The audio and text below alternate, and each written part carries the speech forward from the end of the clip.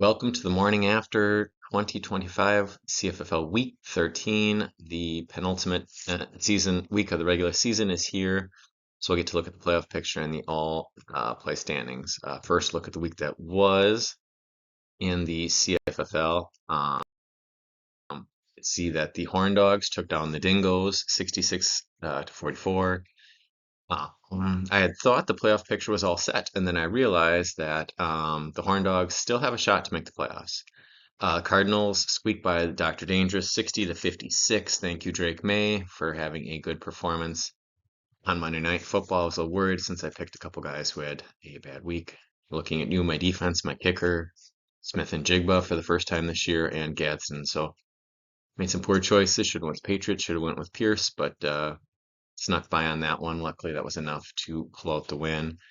The Dynamite Steamroll, Little Big Men 99 to 46.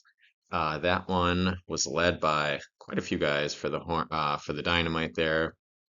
Jamison Williams, the Seahawks defense at 21. Thanks for Max Brosmer being absolutely horrible.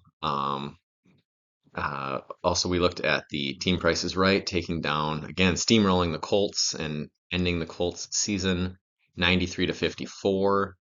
Colts were on a real run in the middle part of the year, but the Jaden Daniels injury and Jonathan Taylor kind of struggling the last couple weeks, not struggling, but not being Jonathan Taylor earlier in the year has kind of cost him there.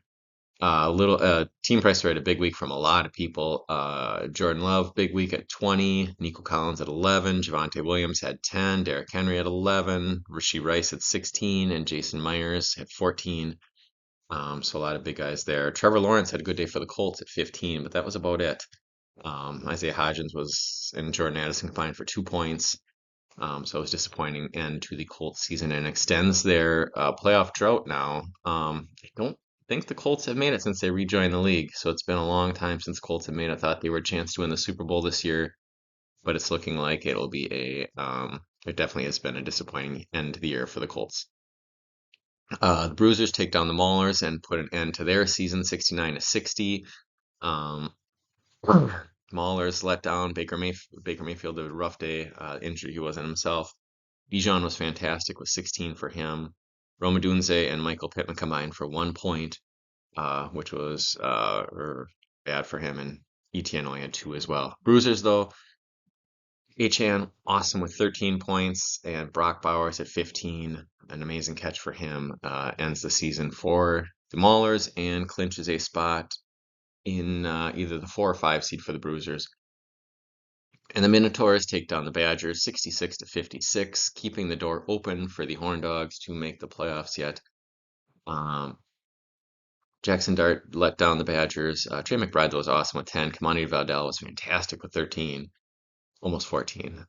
Purdy was okay for the Minotaurs as they've now won 3 in a row, ending the year on a hot note, even though their season will not progress past next week. And A.J. Brown, finally for him, has 19 points. All play records right now, the Dynamite lead with 92 wins and almost a 70% clip there. So he's been really good. The Badgers have been solid.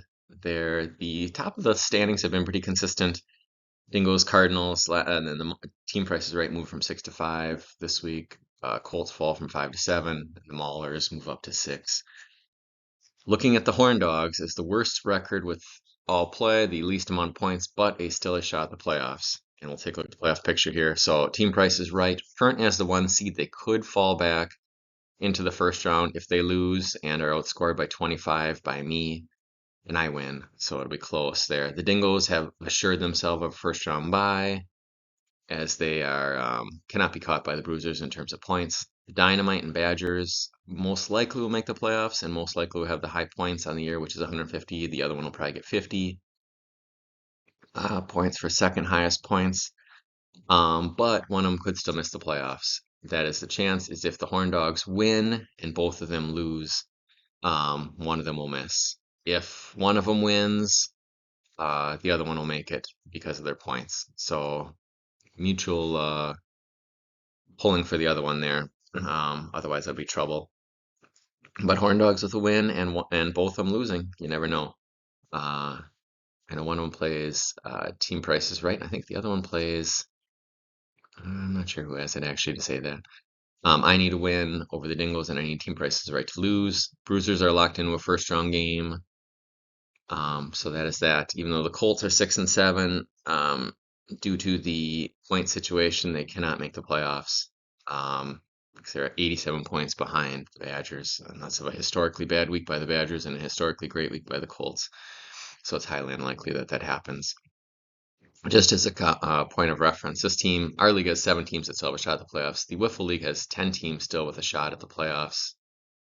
So it's kind of crazy how different things are this year. So that is the week that was. As you can see, I was able to find a generic Cardinal shirt with a football on it. So I'm excited for thank you Black Friday. So now I'm in my Cardinals gear for the playoff run that's coming up. So thank you for tuning in. Best of luck to everyone. I'll probably do a really short show next week setting up the playoffs and going through who won some money so far. So thanks for tuning in. Have a good week. Bye.